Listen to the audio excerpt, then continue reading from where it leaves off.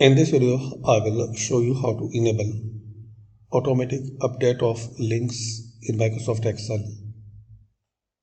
Click on File, More, then click on Options, and here Advanced. Scroll down and underneath this setting, when calculating this workbook, so check this box, update links to other documents, then click on OK. Now exit and reopen your Excel program.